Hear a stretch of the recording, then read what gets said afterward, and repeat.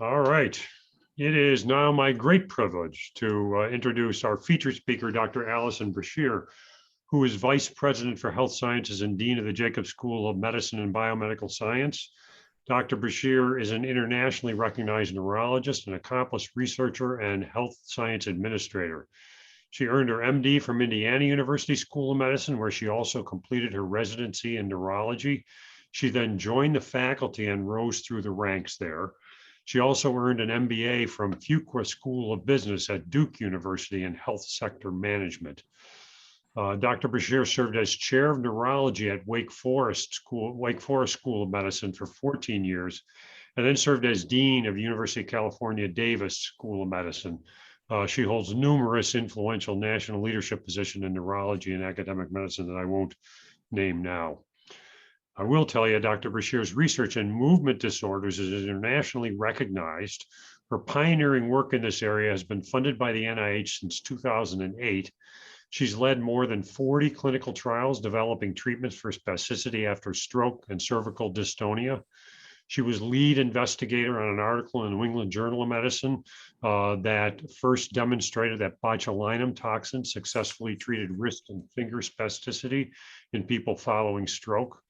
Her work has led to 3 FDA-approved medications. So suffice it to say, Dr. Brashear is well positioned to share her perspective and vision on clinical and translational research because she has walked the walk in this field. So we are most fortunate to have recruited Dr. Brashear to Buffalo, where she's held her leadership positions now for 3 months. So it's my pleasure to introduce you to Dr. Allison Brashear. Thank you so much. It's really a pleasure to be here. And I just want to thank Dr. Murphy for the warm welcome. He was just one of the first people I met during the interview process, and it's been such a pleasure to work with him. And it's such a pleasure to work with everyone here and really think about all that can become here at the University of Buffalo. And the CTSA is really a keystone to that.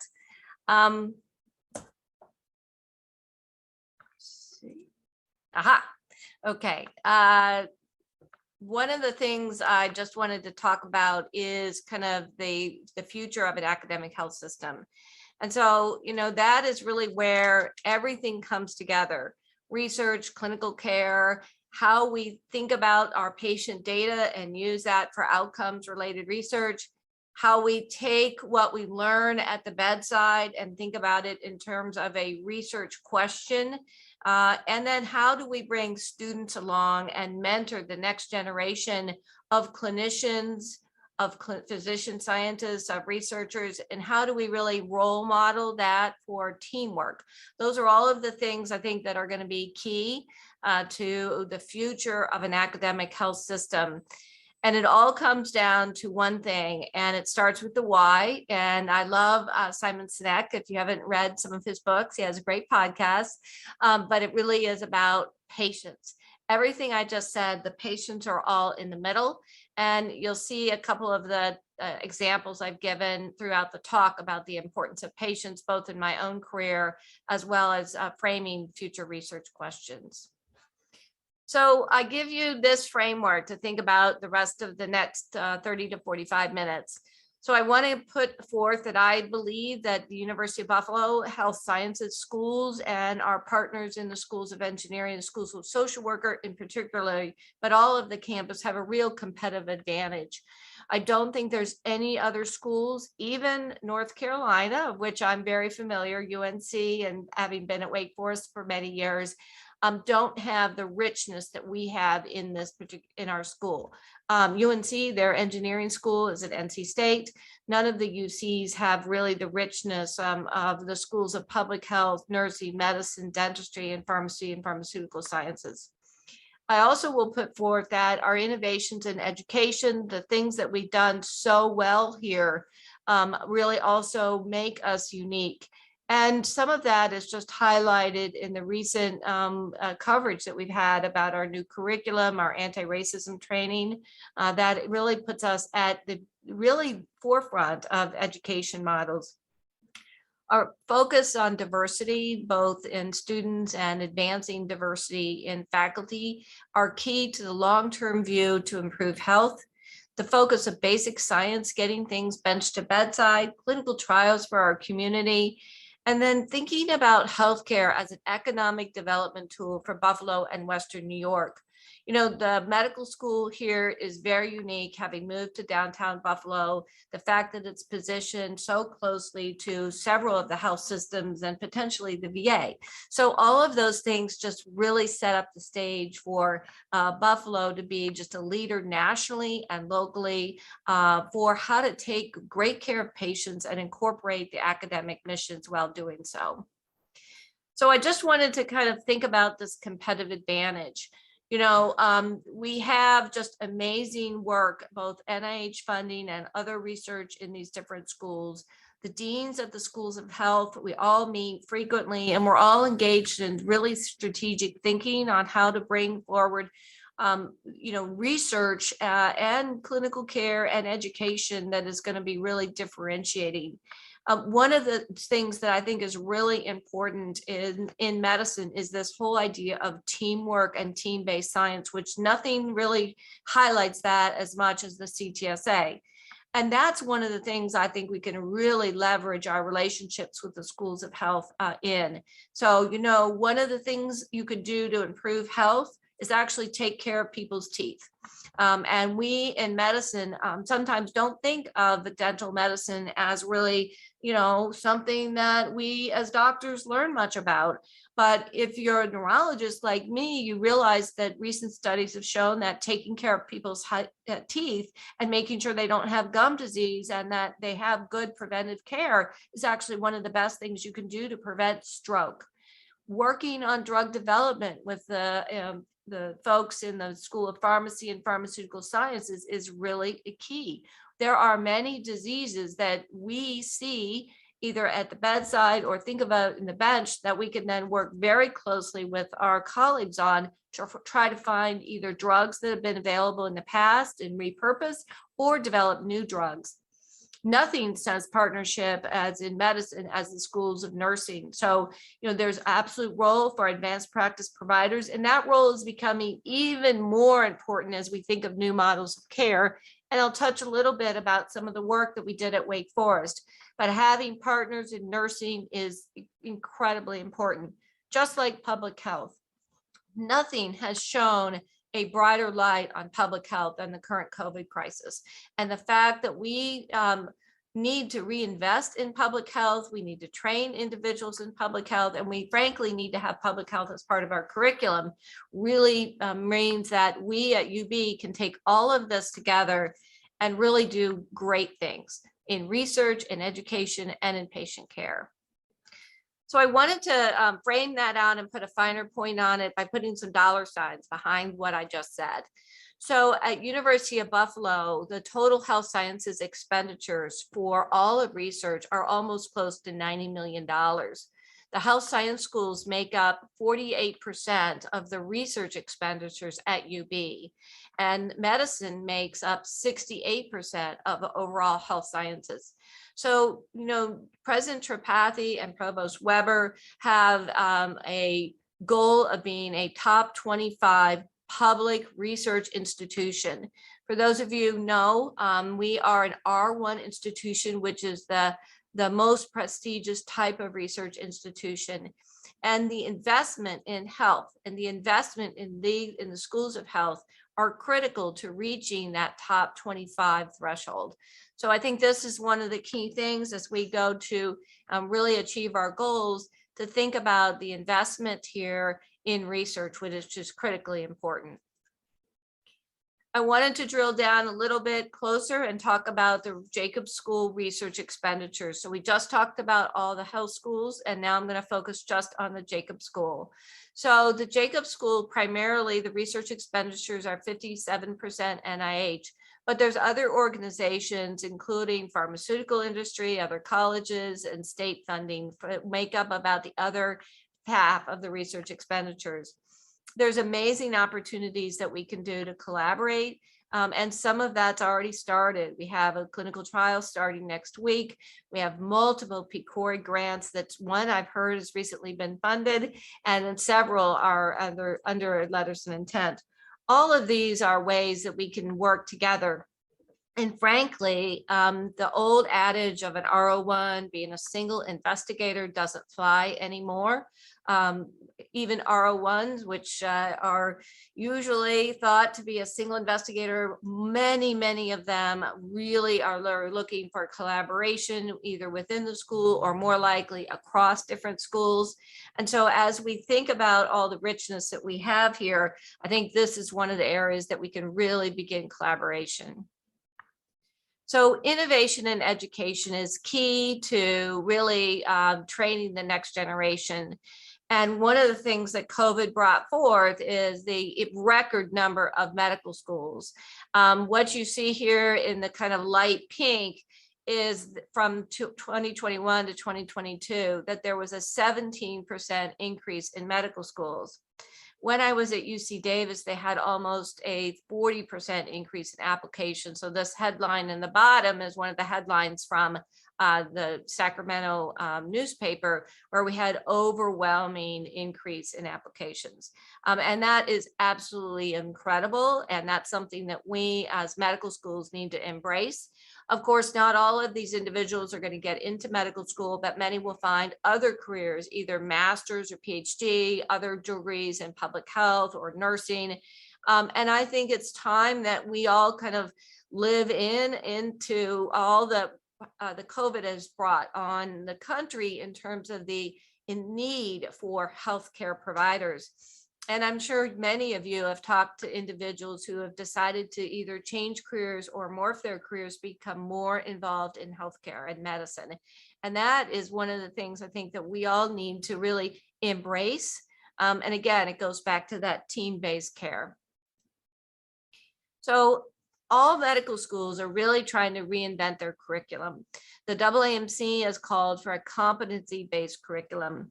Recently, the American Board of Medical Specialties is also who actually do all the boards. So after you're done with medical school, and then you do your residency, and then you sit for your boards. So the ABMS, the one that actually has oversight for all of their member boards, is also thinking about competency-based curriculum. Now, currently, curriculums have been in the past focused on basic science and then clinical curriculum, and that's the 2 years, and then you do your other 2 years, and then you go 4 years, you're out the door. New schools such as University of Buffalo, the Jacob School, are really focused now on this more holistic curriculum, and those are things that focus on things like health science learning, the humanities, a focus on health equity. It was just had a great discussion earlier today, health systems, scientific literacy. So moving away from memorizing facts to becoming a lifelong learner, and also to becoming a really more holistic learner, just as we're moving to holistic admissions, where we want to have individuals who have a variety of experiences and they come and be physicians. We're moving to lifelong learning as part of the curriculum. And nothing says bringing on learners like the CTSI. So that work is critical, because that's how we're going to have the next generation of students who want to do MD PhDs, who want to go on and do clinical research. That's how we really get the bug out there, is bringing those early learners in. Sometimes we even go out to high schools and really get that excitement going. The goal here is to develop lifelong learners. No longer is it going to be just whatever you learned in medical school is going to carry you forward. Everything I learned as pharmacology has changed dramatically. But what I learned in medical school and in residency was how to take information, synthesize it, and solve problems. And that's what we want to do with our new curriculum. So I just wanted to give a shout out to the amazing team, Dr. Jacobson, Dr. Mecca, Dr. Leslie, Dr. Milling, all the leaders in the curriculum. So the curriculum was recently approved by the Curriculum Advisory Committee and then affirmed by the Faculty Council. And this is just a snippet of the phase 1. And as you can see, it's just like what I talked about. It really focuses on patient-centered care. Remember, I said all things come to the patient, no matter what you do in an academic health center. All things that focuses on scientific literacy, learning communities, and it has these integrated courses. So we are setting this up, beginning this in July 1, to begin to move to our new curriculum. And this is the way all medical schools are going, and it is something that students actually look for. I personally have had students tell me they've chosen one medical school or over another because they had a new curriculum. So the focus on diversity and really trying to improve health in the long term. And one of the things that you can do to have a lasting legacy on health of a community is train a diverse group of providers. There's good information to show that individuals are more likely to go to the doctor if the doctor shares some cultural background with them, that they have some degree of relationship. And that really has been the new watchword for improving health, right? And that's one of the things that we in medicine really need to take responsibility for. It is up to us as an institution that trains physicians and faculty and residents. It's up to us as academic medicine and writ large as a higher ed institution to make sure that we're creating a culture of inclusion and processes that promote a diversity of thought. Diversity of thought brings in new creative ideas. It also makes that people feel welcome and that they can soar. And so that's one of the things we want for our students, our trainees, our residents, our new faculty. We want them to come and be creative and think about how that they can contribute to our greater mission. And we want to have a diverse group of students. This is a busy slide. It comes directly from the AAMC, and it's really enlightening to see the diversity. And so you can see here that in 2019, that the number of Black medical students, men and women, was in the entire country was only 4,430. And the other thing that is incredibly important is to focus on the difference between Black men and Black women. The number of Black men going into medicine has been low for many years. It continues to be around the 1970 level. And that's another thing that we as an institution, as we begin to focus on the KL2s and the CTSA, we focus on other diversity initiatives, is to really be very, very purposeful. It means that we need to develop programs. We need to hold all administrators, myself, chairs, program directors accountable for making sure that we are moving to a much more diverse community. So the diversity of the community doesn't just stand in the medical schools. And this is actually a very interesting paper that talks about the workforce from 2011 to 2015. And this is a breakdown of the gender in terms of all of the areas of health that we typically would focus on. And one of the things that you'll see here is that in this data, the physicians from 2011 to 2015 were still 65% male. And you'll also see that other like dentistry, 72%. And some of these areas are highly gender predominant, either male or females.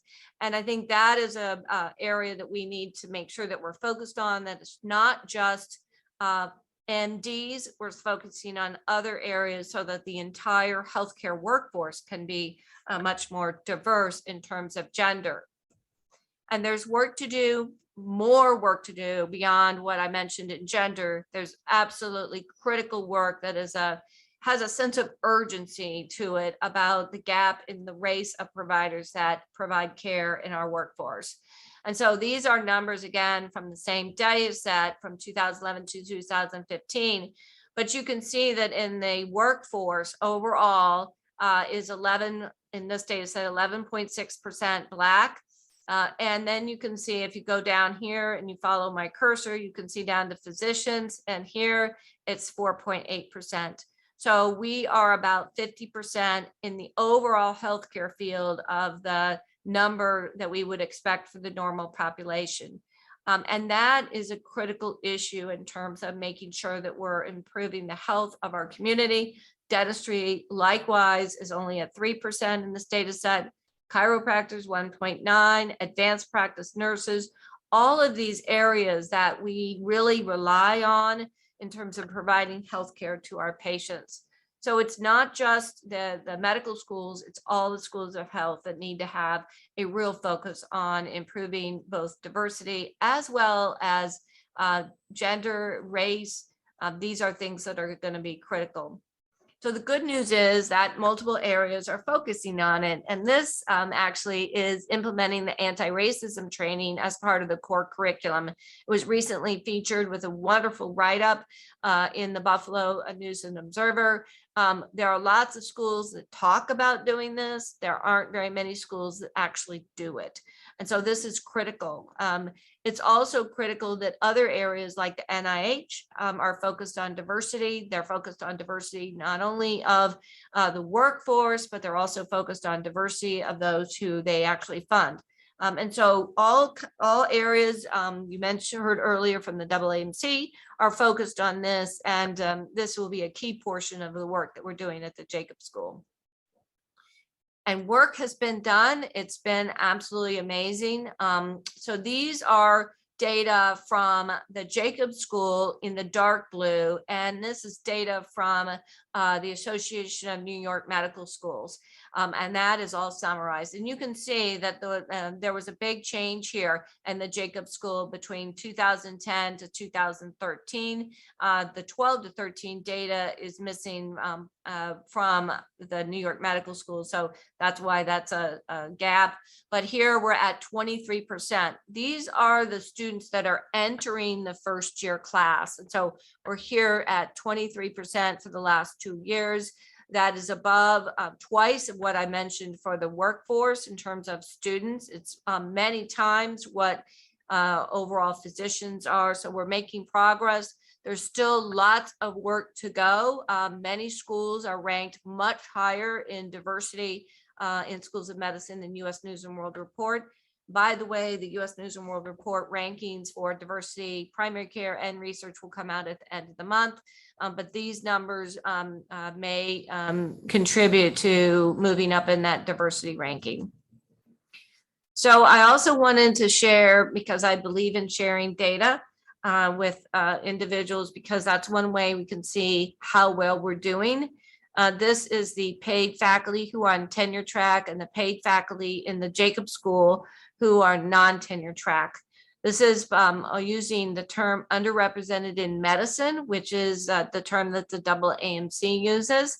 And you can see that in the last fiscal year, this data was pulled for January, I think it's about January 15th, this data was pulled for me recently, and that of the paid faculty, almost 78% are men, 23% are women. It changes slightly if you look at the paid non-tenure track faculty, and we do not have any tenure track or tenured Black faculty in the Jacob School. So I share this to really put a finer point on this. Needs to be a renewed focus. We've done moved the needle with our students, but we need to do further with our faculty. And that is one of the ways we can, number one, have role models for our students, and number two, really contribute back to the community, because we know that having a diverse faculty contributes to the students' learning, and it certainly contributes to the impact that we have on the community. So medical schools bring basic science to the bedside, and that's a significant community benefit. Not only is it the researchers like Dr. Caponero that is in his lab, which I will talk a little bit about the startup that he works in. It is the clinical research that we do, but it is also all of the energy that we have in terms of economic development. So I want you to think about those couple things as we work through some of these slides. So I firmly believe that we would not be in the wonderful situation that we are now with COVID if it wasn't for schools of medicine and academic health systems. And, there, for those of you don't know that nobody can get a drug approved without a clinical trial. The clinical trials that moved so quickly through what is usually a little bit more complex system. Schools were approving IRBs 7 days a week. Trials were being stood up with remdesivir early on. Testing was being developed by many, many schools across the country. And there was also significant work on the vaccine. These are things that all contributed to a team-based approach. Not one person sat in their office and came up with the idea of any of these trials or research. It was truly a team-based approach. And that team-based approach should be the watchword for the sense of urgency that we now should push research throughout our institution and collaborate with our other researchers across the country and the world. The idea that things just take so long is out the door, because we know that you can get things approved, you can work as a team, and you can figure out what the barriers are. And one of the things that's really, I think, going to be really key is to also realize all the great attributes that In Place has. And I just learned that we have an ABSL3 facility. Thank you to Tom Russo for bringing this to my attention. This is an important asset for doing future pandemic preparedness. That means that you actually have a kind of a Ebola level facility, basically, and you can do research on COVID and other important diseases that can be, quite contagious. And so that really puts UB in a rank of R1 institution that can do this type of research. The other thing that I wanted to bring forth is this idea of clinical trials. We have an amazing group of hospitals here and clinics and an incredibly engaged community. It's one of the reasons I came here, because I met so many people in the community that were so welcoming and interested in the Jacobs School. They were interested in seeing how things can be done to improve health. They were interested in taking the basic science to the bedside. And this is actually one great example. So this article, Bursting the Pipelines, was actually it's actually on the NIH interim director's website, Larry Trabeck, who I think some of you may know. And this is a summary of all the work that's been done in COVID. And as you can see, there's still late stage phase 3. It works through the approval and the number of therapies. And this is where, we want to be. We want to be helping others and creating on our own the next generation of treatments, whether it's for COVID or the flu or cancer or neuroscience. That's where we want to be. And we are going to be there because Steve Lipschultz, an amazing group of people, including some help from the North Campus, has set us up to be one of the first places to enroll pediatric patients in this phase 2-3 study of this novel compound. And this is actually a sweet spot for our institution, because this is an oral therapy and it is for the most at risk. So for example, it's for children under 18, but they have to have complex diseases. So things like children with sickle cell who get COVID. These are some of those things that we see those patients all the time here at the Oshai Hospital. So these are some of the things I think that we can do, and we should be very prepared to do, and can definitely develop a reputation about. So there's also a lot of moving parts, and this actually came out 2 or 3 days ago. And just like the funding for NIH and CTSA, there's a lot of money flowing through the system right now, and lots of proposals out there about energizing research. And Tim, I put this up, the second part in here just for you, because the bill also includes additional funding for the CTSAs, institutional development awards. We don't know exactly how this is all going to chill and what's going to end up on the president's desk, but there will be additional money flowing for not only COVID, but other type of diseases. So I think this is also one of the reasons that teamwork and keeping your ear to the ground and making sure we have great government relations folks and great relationships with our electeds and others in DC to know what's coming down. And as Tim has said, always, you can't write a grant in 6 weeks. So having your ear to the ground, knowing about these, knowing about other things is key to becoming really that top research institution.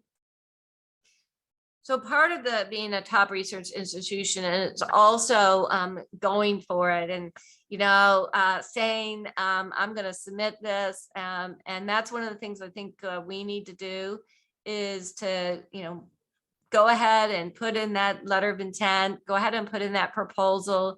I know Peter Elkin is putting in a letter of intent for if he's, if awarded, it's a proposal that would be huge.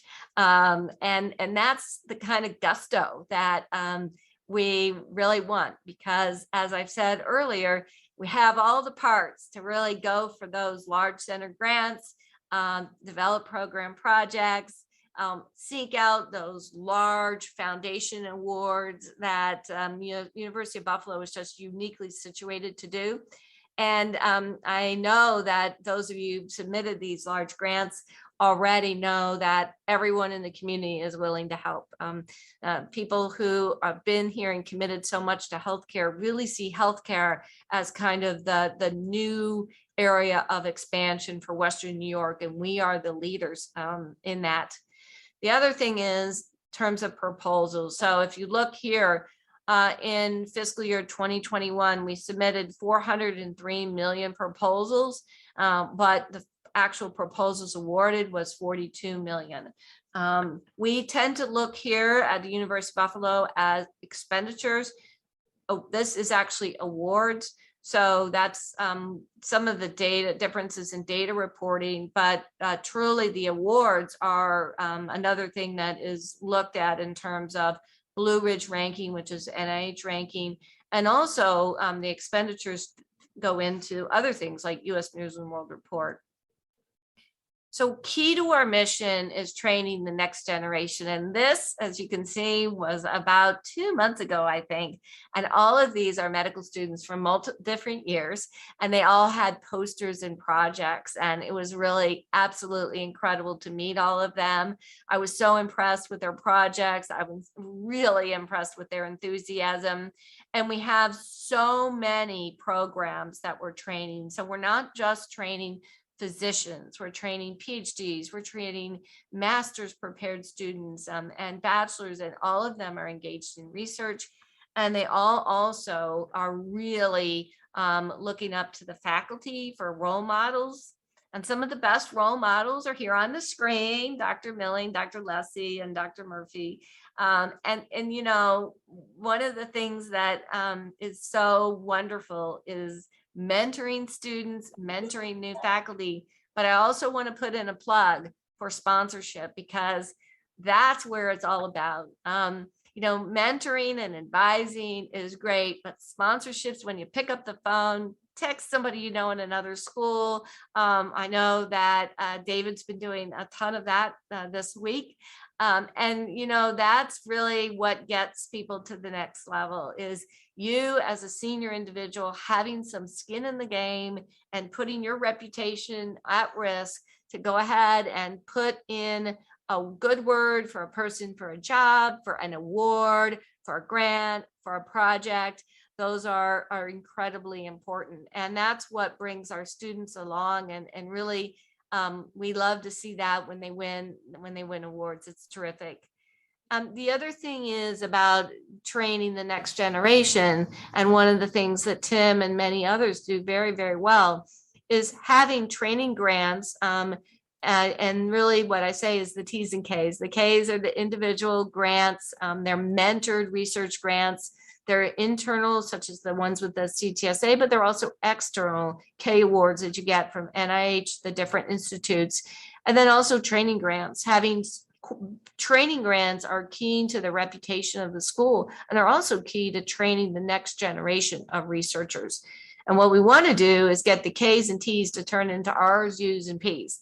So a K award funded, and I'll speak for my own institute, the NINDS. So if NINDS funds a K award, they're making $1 million bet on that faculty member at your institution that's going to turn that into a large RO1 and a long-term career. So equally, the institution is making a bet, because even though the NIH comes with $1 million, I know all the chairs on the screen know that the NIH only funds K awards up to about 90,000. And the rest comes from the school or the practice plan to get people up to 75% effort. So it's such an important part of our mission. It's something that we want to expand the number of K's and T's, because our goal is to transform the rest of our future into R's, U's, and P's. So Tim mentioned a little bit about my research, and I just wanted to take a minute and share a story, because I think it's important to think about how research evolves. And I could talk for hours about this, but essentially this is the first description of something called rapid onset dystonia Parkinsonism. It was in 1993. In 1991, this young woman who you see here she was thought to be deaf from presumed encephalitis as a young child, an infant. And then she went to the school for the deaf, which is in Indianapolis, for a couple of weeks. And when her family came back to pick her up, they noted that she could no longer walk. She had terrible dystonic posturing in her hands. She couldn't swallow, and she needed to use a walker. She was seen by my colleague, Bill Dobbins, in the clinic urgently, and he took a really good history. And he realized that there was nothing that he'd ever seen like this before as a pediatric neurologist and geneticist at the time she was 16. And then 3 weeks later, her brother showed up, and he developed symptoms abruptly overnight after running, because he went off for a big run after he got into a fight with a family member, but he had been a runner, and he developed similar symptoms. This young woman here in the wheelchair, she actually developed symptoms after she hit her head. She was previously normal, and abruptly over weeks ended up in a wheelchair with a feeding tube. And this young woman above, she lives in Belfast. The woman below lives in Dublin. She developed symptoms over the course of a week after a severe emotional stress. I share this because this was an idea of people taking a good history, doing a good neurologic exam. And over the course of the 30 years, based upon that, we have discovered not only the gene that affects the sodium-potassium pump. We have good information to suggest that there are certain drugs that could impact that. And we have brought in the phenotype. And the phenotype now includes a subphenotype that has hearing loss with cerebellar disease. It includes familial cases like these, but non-familial cases like the woman in Belfast. The disease has been brought in to include young children, where the gene that also causes rapid onset dystonia causes alternating hemiplegia of childhood, which affects thousands. And it's now known that this gene actually causes things including psychosis, cognitive problems, epilepsy in a few cases, hearing loss, gait disturbance. So it's not just localized to just a movement disorder. And currently now we're thinking about what kind of drugs could impact some of these different mutations.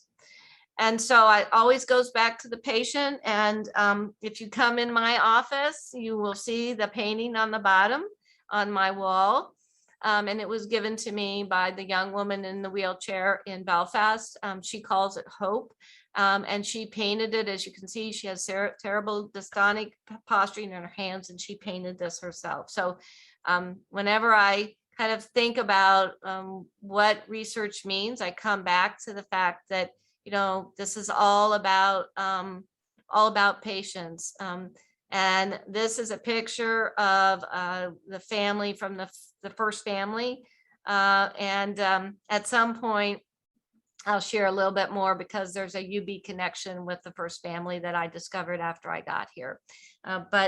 It's a good story about really taking a history, thinking about disease, developing a team, because all of the stuff I just told you is done by a team. It's done by a geneticist, a biochemist. We have partners all over the country and the world who are contributing to moving forward for these patients. So Tim mentioned clinical trials and bringing new treatments to our communities. We've already talked here about the phase 1 trials that we're bringing, but I wanted to share this because I think sometimes when we talk to students, we all think about research and we think about, oh, you know, I don't want to work in a lab, but you can do research by solving a clinical problem. And so what you see here is actually a picture of the nurse practitioner at Wake Forest, who's part of a team that I had the pleasure of working on. And they actually had a clinical problem for how to decrease readmissions, improve patients' care outcome after stroke, and manage things such as ER visits, et cetera.